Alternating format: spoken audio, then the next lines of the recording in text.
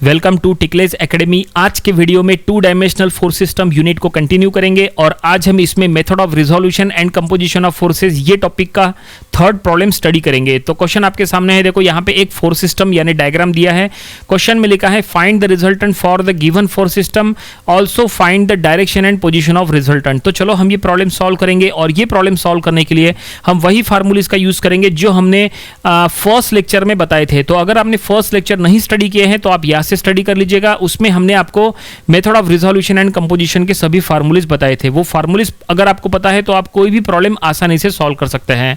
तो ये भी हम सॉल्व करेंगे, लेकिन वीडियो में आगे बढ़ने से पहले वीडियो को लाइक करो, शेयर करो और हमारे चैनल को जरूर से सब्सक्राइब करो। तो इसको सॉल्व करते समय हमें सबसे पहले क्या करना है, यहाँ सिस्टम को ये चेक करना है कि ये कौन सा सिस्टम दिया है। तो ये है कोप्लानर कॉन्करेंट फोर्स सिस्टम, क्योंकि यहाँ पे सभी फोर्सेस एक सिंगल प्लेन में है और ये सभी फोर्सेस एक सिंगल पॉइंट से पास हो रहे हैं। और हमें यहाँ पे क्या फाइंड आउट करना है, यहाँ पे रिजल्टेंट फाइंड आउट करना है। तो रिजल्टेंट को आर से शो किया जाता है और इसका फाइंड आउट करने का फार्मूला है R equal to under root of summation of F of x square plus summation of F of y square. ये फार्मूले से आपको रिजल्टेंट मिलता है आर। लेकिन रिजल्टेंट के बाद रिजल्टेंट का हमें डायरेक्शन फाइंड आउट करना है, जिसके लिए थीटा फाइंड आउट करना होता है। फार्मूला है theta equal to tan inverse of summation of F of y by summation of F of x. इसका मतलब ये दोनों फार्मूलीज में क्या क्या रिक्वायरमेंट है, ये दोनों फार्मूलीज के लिए हमें summation of F of x and summation of F of y चाहिए। बिना उसके आर या थीटा या कुछ भी सॉल्व नहीं हो सकता। तो चलो summation of F of x F of y निकालते हैं। Summation of F of x F of y यानी summation of horizontal and vertical forces. लेकिन डायग्राम में अगर हम चेक करेंगे तो यहाँ पे इंक्लाइन फोर्सेस भी है। तो इंक्लाइन फोर्सेस का क्या, तो इंक्लाइन फोर्सेस को हॉरिजॉन्टल वर्टिकल में कन्वर्ट करना होता है। इट मींस उसको रिजॉल्व करना होता है। तो देखो यहाँ पे जो इंक्लाइन फोर्स है, पहला 40 किलो न्यूटन का, उसको हम दो पार्ट में डिवाइड कर रहे हैं। इट मींस हम उसको दो पार्ट में रिजॉल्व कर रहे हैं। इट मींस हम उसके दो कंपोनेंट्स फाइंड आउट कर रहे हैं। 40 किलो न्यूटन आउटवर्ड है तो उसके दोनों कंपोनेंट्स भी आउटवर्ड। उसके बाद ऊपर में 35 किलो न्यूटन है, वो इनवर्ड है, तो उसको हम रिजॉल्व करेंगे, उसके दोनों कंपोनेंट्स भी इनवर्ड रहेंगे। ठीक है, अब यहां पे देखो लिखना क्या है, तो 40 किलो न्यूटन और 35 किलो न्यूटन दोनों का एंगल दिया है। तो जो ऊपर का 35 किलो न्यूटन है उसका एंगल है 60 डिग्री टू द हॉरिजॉन्टल। तो हॉरिजॉन्टल कंपोनेंट हमने लिख लिए 35 cos 60 एंड वर्टिकल कंपोनेंट लिखे 35 sin 60। जबकि नीचे में 40 kilo Newton 60 degree vertically incline है, तो वर्टिकली हमने लिखे 40 cos 60 एंड हॉरिजॉन्टली लिखे 40 sin 60। हमेशा एक बात का ध्यान रखो कि इंक्लाइन फोर्स जो साइड के साथ इंक्लाइन है वो साइड का कंपोनेंट आपको cos लिखना है और दूसरे साइड में sin लिखना है। ठीक है, ऊपर में जो एंगल था वो हॉरिजॉन्टली था इसलिए हॉरिजॉन्टली cos, नीचे में जो एंगल है वो वर्टिकली है तो वर्टिकली cos। ठीक है, इस तरह से। तो अब हम summation of F of x करेंगे। Summation of F of x यानी समेशन ऑफ हॉरिजॉन्टल फोर्सेस। यहाँ पे 3 हॉरिजॉन्टल फोर्सेस है, तीनों का समेशन करेंगे। 3 नहीं सॉरी 4 हॉरिजॉन्टल फोर्सेस है। समेशन करने का रूल है राइट साइड जाने वाले फोर्सेस प्लस। तो हमने यहाँ लिखा है 10 plus 40 sin 60 minus 50 plus 35 cos 60। ये आप कैलकुलेटर में एज इट इज पुट करो, लेकिन कैलकुलेटर डिग्री मोड में होना चाहिए। तो आंसर आएगा 12.141 किलो न्यूटन। किलो न्यूटन में ही सॉल्व करना है, यूनिट कन्वर्ट करने की जरूरत नहीं है। तो ये हो गया summation of F of x का वैल्यू। अब हम summation of F of y निकालते हैं। Summation of F of y यानी समेशन ऑफ वर्टिकल फोर्सेस। यहाँ जितने भी वर्टिकल फोर्सेस हैं उनका समेशन। तो यहाँ पे टोटल 3 वर्टिकल फोर्सेस है। समेशन करने का रूल है वर्टिकली ऊपर जाने वाले फोर्सेस प्लस। तो हमने लिखा 20 ऊपर जा रहा है प्लस, माइनस 40 cos 60 नीचे आ रहा है माइनस, एंड 35 sin 60 वो भी नीचे आ रहा है तो माइनस। ठीक है, और इसको भी हम सॉल्व करेंगे, इसका भी आंसर आएगा। एक बात ध्यान में रखो, हमने जो 40 किलो न्यूटन को रिजॉल्व किए हैं वर्टिकली 60 डिग्री का एंगल लेके रिजॉल्व किए हैं। अगर आपको हॉरिजॉन्टली एंगल निकाल के रिजॉल्व करना है तो वो भी चलता है। हॉरिजॉन्टली उसका एंगल हो जाएगा 30 डिग्री, फिर आप हॉरिजॉन्टल में cos लिख सकते हो, कोई दिक्कत नहीं है। ठीक है, तो summation of F of x F of y का वैल्यू हमने फाइंड आउट कर लिए। एफ ऑफ वाई आया है माइनस में 30.31 किलो न्यूटन। माइनस को हटाने की जरूरत नहीं है।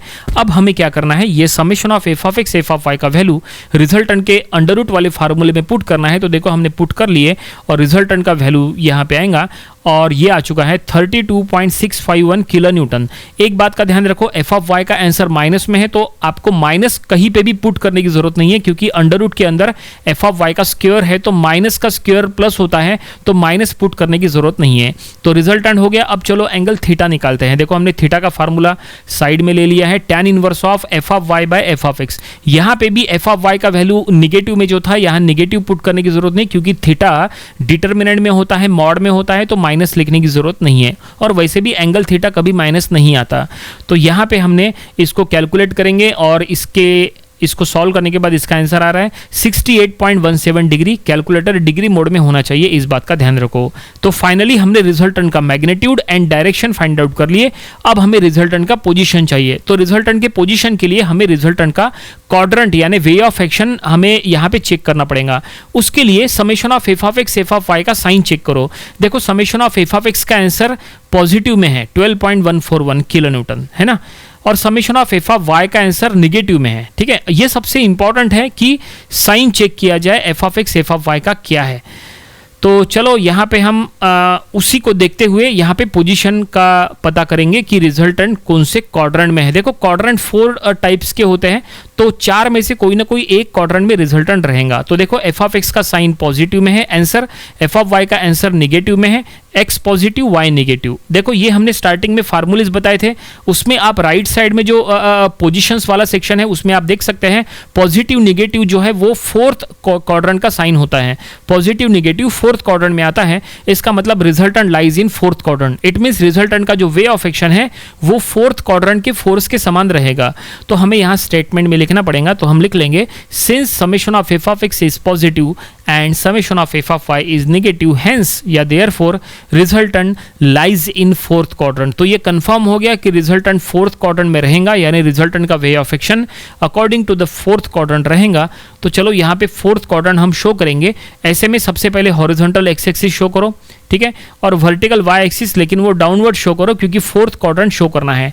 तो हमने ये शो किया है horizontal and vertical x and y axis, और इसके बीच में हमने ये रिजल्टेंट शो किया है। रिजल्टेंट का मैग्नीट्यूड यहाँ लिख लेंगे आर 32.651 और उसका एंगल थीटा 68.17 डिग्री। ये हॉरिजॉन्टल के साथ ही शो करना है, वर्टिकल के साथ नहीं। और ये जो डायग्राम है ये आपको प्रोटेक्टर से मेजर वगैरह करने की जरूरत नहीं है, आप बिल्कुल फ्री हैंड बनाओ, कोई दिक्कत नहीं है। ठीक है, इसको कोई मेजरमेंट लेके ड्रॉ नहीं करना है। तो फाइनली क्वेश्चन में जो कुछ भी फाइंड आउट करने के लिए कहा था वो हमने फाइंड आउट कर लिया। क्वेश्चन में लिखा था find the resultant for the given force system, तो रिजल्टेंट आया है 32.651 किलो न्यूटन। क्वेश्चन में आगे लिखा था आल्सो फाइंड द डायरेक्शन यानी थीटा 68.17 डिग्री, एंड क्वेश्चन में ये भी लिखा था आल्सो फाइंड द पोजीशन यानी पता करो कि रिजल्टेंट का वे ऑफ एक्शन किस क्वाड्रेंट के फोर्स के डायरेक्शन के समान है। तो वो हमने पता कर लिए कि रिजल्टेंट 4th क्वाड्रेंट के डायरेक्शन के अकॉर्डिंग चल रहा है। तो प्रॉब्लम कंप्लीट हो गया। उम्मीद करते हैं ये प्रॉब्लम आपको समझ में आया होगा। ये आपको अपनी प्रैक्टिस बुक में जरूर से सॉल्व करके देख लेना चाहिए। ये था method of resolution and composition of forces topic का प्रॉब्लम नंबर 3। मिलते हैं अगले वीडियो में एक न्यू प्रॉब्लम के साथ। Thanks for watching.